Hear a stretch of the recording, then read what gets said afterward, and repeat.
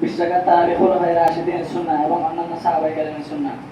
রাসূল সাল্লাল্লাহু আলাইহি ওয়াসাল্লামের যুগে প্রথম খলিফা হযরত আবু বকর সিদ্দিক রাদিয়াল্লাহু আনহু খেলাফত আমলে এবং ওমর রাদিয়াল্লাহু আনহুর খেলাফতের প্রথম দিকে তারাবি নামাজ ছোট জামাতে হতো।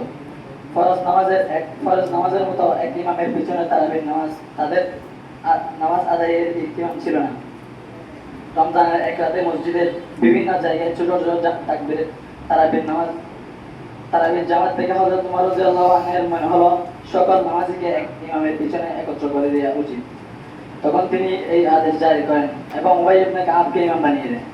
এই বিষয়ে ইমাম ইবনে তাইমিয়া রাদিয়াল্লাহু আনহু রাহমাতুল্লাহ আলাইহি বলেন, ইন্নাহু ক্বাদ সাবাতা আন্না উবাই ইবনে কাব কানা ইয়াকুম বিন-নাস 20 রাকাতান ফি কিয়ামি রমাদান ওয়া ইউতিরু বি-সালাতিন।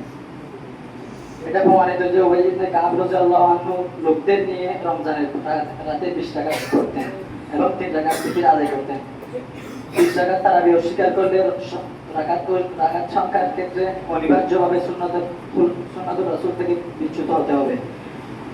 এর কারণ দুটি। প্রথমত খুলাফায়ে রাশিদিনের সুন্নাহ নিঃসন্দেহে রাসূল সাল্লাল্লাহু আলাইহি ওয়াসাল্লাম থেকে গৃহীত, কারণ আল্লাহ রাসূল সাল্লাল্লাহু আলাইহি ওয়াসাল্লাম তাদেরকে রাশিদ এবং মাহদী অর্থাৎ হেদায়েতের পথের প্রতীক বলেছেন।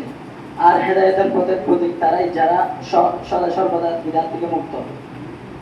সুতরাং দ্বীনের বিষয়ে তারা নিজেদের পক্ষ থেকে কোনো বিধান আবিষ্কার করতে পারে না। হাদিসের শেষে আছে, আলাইকুম বিসুন্নতি ওয়া সুন্নাতুল খুলাফায়ে রাশিদিন ওয়া ইয়্যাকুম মুহদাসাতিল উমুর। আমার সুন্নাহ ও খুলাফায়ে রাশিদিনের সুন্নাহকে ধারণ করো আর বিদআত থেকে বেঁচে থাকো। সুতরাং খুলাফায়ে রাশিদিনের সুন্নাহকে অস্বীকার করা মানে রাসূল সাল্লাল্লাহু আলাইহি ওয়াসাল্লামের সুন্নাহকে অস্বীকার করা। 2 তাকবীর তর্কের খাতিরে যদি মেনে নেওয়া হয় খুলাফায়ে রাশিদিনের এই সুন্নাহ সূত্র রাসূল সাল্লাল্লাহু আলাইহি ওয়াসাল্লামের সুন্নাহ নয়, সুতরাং পরিষ্কার বোঝা যায় 20 রাকাত তারাবি তাদের মাঝে পূর্ব থেকেই চলে এসেছে এবং এটাই ছিল আল্লাহর রাসূলের শিক্ষা।